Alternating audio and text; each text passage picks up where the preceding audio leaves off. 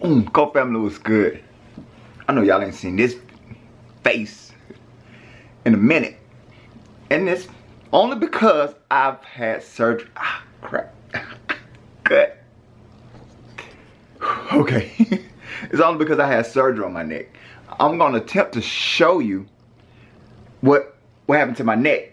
And I got story along, as much story as I could get, along with through my wife and through whatever I could record. But I'm gonna let y'all see my neck.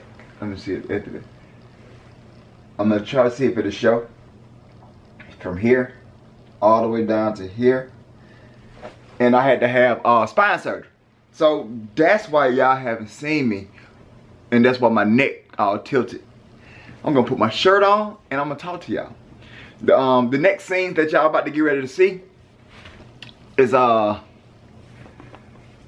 little bit before I had surgery and a little bit after I had surgery. And we're gonna throw some videos in about if you have any questions about this, about the spine surgery, if you're gonna have it, or if you're thinking about you may need it, like what's some benefits. I'm from this point on, it's gonna be about my recovery life and actually living life after the surgery. So if you guys have any questions, you can ask down here, or you can follow me on social media. It's iamCOFIELD on Instagram, iamCOFIELD on Twitter, and it's Dante Cofield on Facebook. And we got an iamCOFIELD Facebook too. So any one of those, if you want to ask a question like on Messenger or something, do that. But what you about to get ready to see is stuff that happened, bits and pieces, and whatever Monique could record. Monique, she's not good at recording because she don't really feel comfortable in front of the camera, holding the camera. Well, this one she do, but the big one she don't. So we got a lot of that going on, and I hope this helps somebody, and I hope that if you think about having surgery, then it can help persuade you one way or the other. So the next scene that you're about to see is some surgery stuff. And if this is helping you, or you know somebody that can use it, you know, give me a thumbs up in the video right here, or not or, and and you can comment, you can subscribe to the channel. That's what I would love for you to do. Subscribe to this channel and go along with the journey of the man with the crooked neck. I'll see y'all in 1 minute, okay? Not real 1 minute, but YouTube 1 minute. But y'all look at this. Let me let y'all see something real quick. We got merch. Monique Dante. Like lightning. But check it out. Let's see.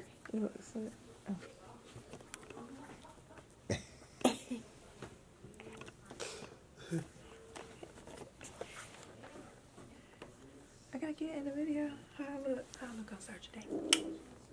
You look on surgery day? Yeah. Y'all look at me. About to go get this new neck, homie. You feel me? Did they give you? Wait a minute. Did they give you drugs already, or they just got you? They got you pre-medicated. Just a IV and 2 pills. I don't know what it was. I gotta go, y'all.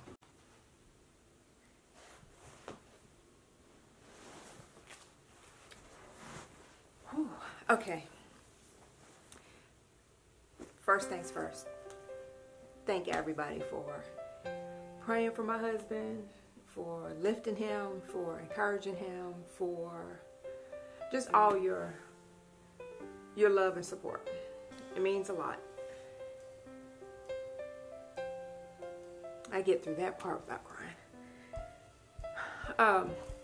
Wanted to give you maybe an update on Dante's progress. So today is Monday and it's August something. It's Monday, August something. His surgery was July 31st on a Wednesday. His surgery was, we had to be at the hospital at 5:30. His surgery was scheduled for 7:30. So they came and took him about 7:30. And it took him a long time to call me, and I kept thinking, okay, let me backtrack. So the nurses, they all explained everything to me, that what the processes would be and how they'll contact me and keep me in the loop of of what's going on in the operating room, and just reassurance, and you know, that whole don't make me have to come in there and see about y'all, about my little husband.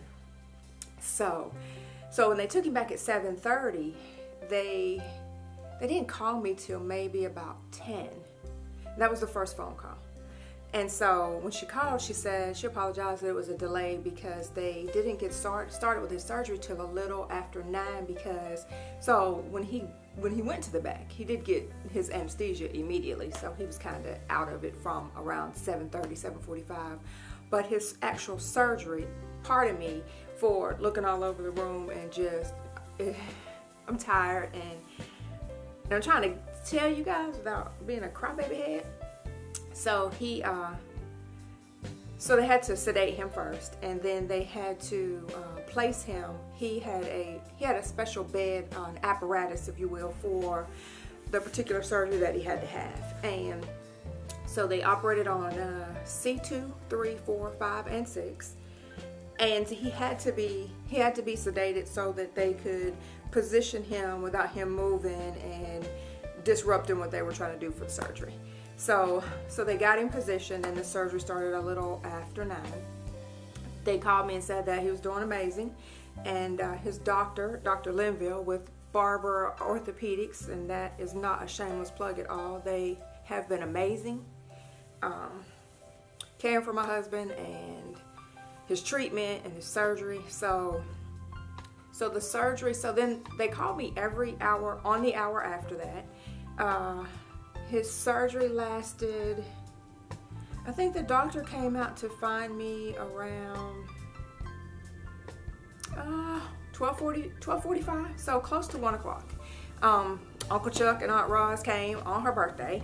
I kept telling everybody, you know, don't, like, and Dante was like, no, we'll be okay, and so I had all this stuff planned that I was going to catch up on, like reading and getting back into my Bible scriptures and writing my to-do list, and none of that happened because I could only continue to just pray and thank God for what I knew he was about to do in Dante's life, with healing him from this pain that he has been suffering from. So the surgery went well. They told Dante when we went for pre-op that, hey, you know, if you feel well enough, you can after recovery and we watch you for a little while, you can go home. So I kept thinking, okay, my guy, he's strong, he can go home. But I was like, they just like literally, okay, so the procedure, if you look it up, I'm gonna say it wrong, it's a laminioplasty. And so the way that the doctor best explained it to me is that it's like an open door, if you will. So with his spinal cord, they went on, well, his spine, they went on each side of C2 through C6, and they opened those both sides. And so they had to cut through the bone because his spinal cord was actually being compressed, which was causing like severe pain and numbness, and like honestly he lost a lot of feeling in his left side. So it was something that had to be done, and so, you know, out of that fall at the gym, man, it changed his whole life. But it changed it forever because God does what he does for the reason he does it. So we're not questioning any of that. But back to the surgery, so they opened him, so they cut the bone, they went in, they actually released the pressure off of that spinal cord. And I don't have medical terms, so if you know what it's really called, you can say it and tell me, but it kind of, what he showed me and explained to me, was kind of like a really hard fishing wire, and they put that in so that he wouldn't have like metal in his neck. So the other thing kind of looked like a door frame, like a door catch thing that opens the door. So, but this is just kind of like wired. So as he rehabs, he'll be able to have full range of motion from left to right, up and down. The other one would have isolated that motion a little bit. So the doctor was really hopeful that this is a great procedure for Dante, and we are too. So in saying that, I think that Dante nor myself really thought, oh wow, like you'll get to come home. You know, we're gonna go home. We're thinking we're gonna walk in the park on Friday, Saturday, because that's just where our mind was at. But after he came up from recovery, and he still had an anesthesia, you know, remaining in his body, because he had been asleep for a very long time, but like he was in so much pain. His neck is swollen, and it just wasn't a good idea for him to make a decision to come home, because they had already admitted him, like he was already admitted, so it would have had to been his choice, and he decided not to. And so we ended up staying a couple extra days, just because you know, he developed some dizziness, and it's a lot of pain. I mean, can you imagine somebody cutting open to get to your spinal cord? So we stayed a few extra days, and now he is home. He's still in a lot of pain. He's not sleeping at all. Baby naps, newborn baby naps, maybe that. But he is eating. His appetite is good, and I almost have to try to remind myself that I have to watch glucose, and I have to keep an eye on sugar-free stuff, because now I just want to like feed him like everything, like, you know, apple pie, ice cream, you know, that stuff that we were used to. But he's doing well. His glucose numbers are good. We you know, of course, we check it twice a day. It's a little elevated, but it's elevated expectedly, because he had a major surgery on his neck. Now, I'll try not to ramble too much, but what I am going to try to do, in the spirit of this road to recovery, for my husband, so he can see his video, is that I'm going to do my very best to video him, to capture his moments of you know, his milestones of walking by himself, and being able to do stairs, and sit up straight in the chair, or lay down. Like little things, I promise you, y'all, stuff we take for granted.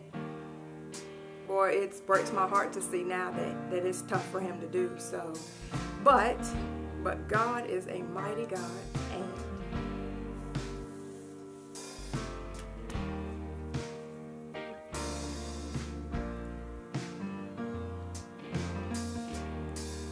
he got Dante in all of this. Now, so yesterday, my son Omar is going to leave to go to college, and he's going through stuff, so he gave me this shirt. And because Dante's bandage is on the back of his neck, it's hard for us to get something over his head and around and all of that. So I'm gonna make him a shirt, and we're gonna have guns out, funds out, guns out, or whatever you say.